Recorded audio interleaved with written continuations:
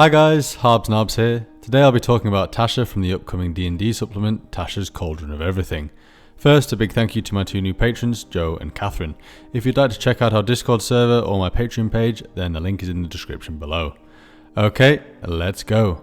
Tasha was an extremely powerful archmage that hailed from the world of Oath, which is the main world in the Greyhawk setting.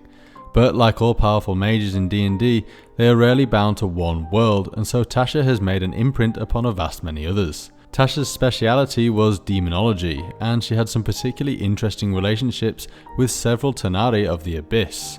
But before we get onto that, let's talk about Tashas Origins in Dungeons & Dragons. Tasha is actually the same person as a witch called Igwilv, but the road to that was quite long.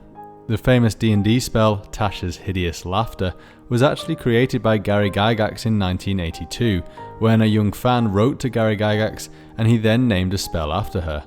It was common for Gygax to name spells and all manner of things in his world after the names of fans of D&D. Although Tasha and Igwilv both appeared separately in D&D material, Tasha first appearing in Dragon Magazine and Igwilv appearing in a 1982 adventure called The Lost Caverns of Shokanth, they were not combined to be the same person until 2007 in an adventure called Expedition to the Ruins of Greyhawk, where Igwilv was part of the Company of Seven, which was an adventuring group from Oath. We can see this in the following extract from the adventure.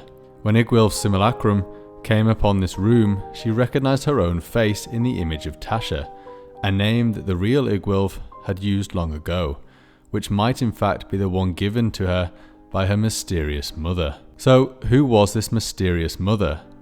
Tasha was adopted by an ancient evil archfey called Baba Yaga. To put Baba Yaga's power into perspective, in 4th edition both her and Elminster shared the Controller class, which is largely made up of magic users. Elminster was a level 19 and Baba Yaga was a level 27. One thing that was associated with Baba Yaga was her dancing hut, which acted as a sort of mobile fortress, and in Dragon Magazine number 83 is described as follows. Baba Yaga spent much of her early life constructing the dancing hut, which now serves as her mobile fortress, home and helper. The dancing hut is a small, windowless log cabin, hexagonal in shape, with a decorated wooden roof. Only 15 feet wide and 12 feet high at the peak of the roof, with a small chimney on top, the hut does not appear very impressive except for the 12 feet long chicken legs coming out from the bottom.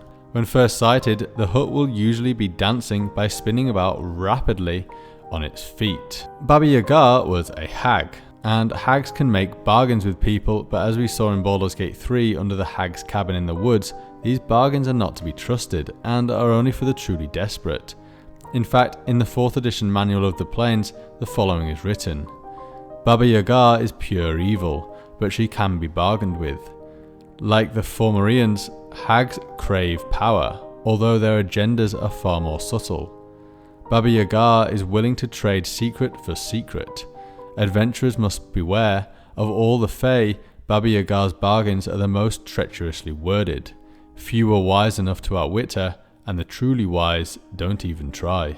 So, now you know a bit about Tasha's mother, you might start to understand why Tasha ended up like she did. In Dragon Magazine number 83, we simply know Tasha as Natasha the Dark. In the magazine there is a dungeon which details an adventure around the hut.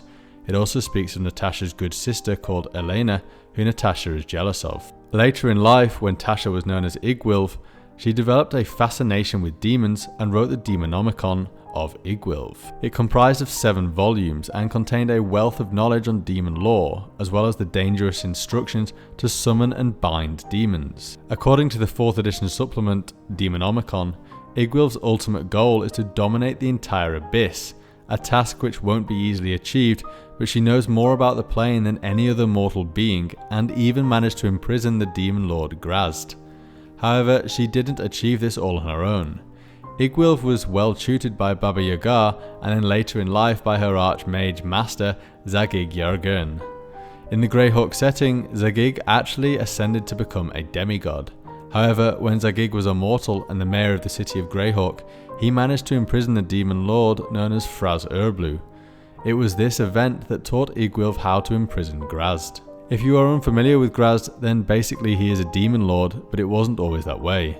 He used to be an archdevil, but he switched sides, and there are different theories as to why this happened.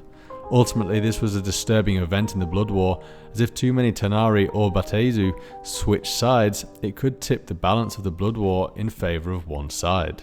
Now, although Igwilf captured graz'zt, it is rumoured that the Demon Lord actually fell in love with the witch, and before he escaped back to the Abyss, the two had a son together called Luz. We can see how graz'zt felt about Igwilf in Dungeon Magazine 121, when it says, "Many hundreds of years ago, a pit fiend named Drorkan was captured by demons during one of the countless battles of the Blood War.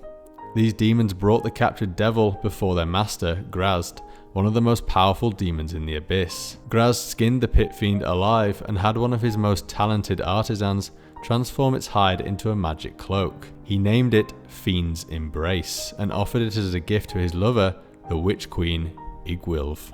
So she was a talented demonologist and an incredibly powerful witch, but what else did she achieve? She actually wrote her infamous Demonomicon book from Perenland, which is a region upon the planet Earth. Igwilf ruled this region for a time after launching an attack on the region with an army of undead. Ultimately, control of the land was wrested from her when graz'zt escaped his captivity, and her subjects used this as an opportunity to overthrow her. So, where is Igwilf now? Well, we know that she has a mansion in the Niflheim layer of Hades, a plane of evil balanced between law and chaos, and home to the Yugoloths, a type of fiends separate to the Tanar'ri and Batezu who believe that one day they would tip the balance of the Blood War. We can see in-depth details of Igwilf's residence upon Niflheim in Dungeon Magazine number 149. In this article, Igwilf gives her own advice to the players regarding the most well-known demon lords. This adventure isn't for the faint of heart and requires the players to be at least 19th level. Now, if there's one thing for certain, Igwilf is not to be trifled with, and she will stop at nothing to get what she wants. Thanks for watching, guys. If you enjoyed this video, then do please give me a like and subscribe, and I'll see you next time. Bye!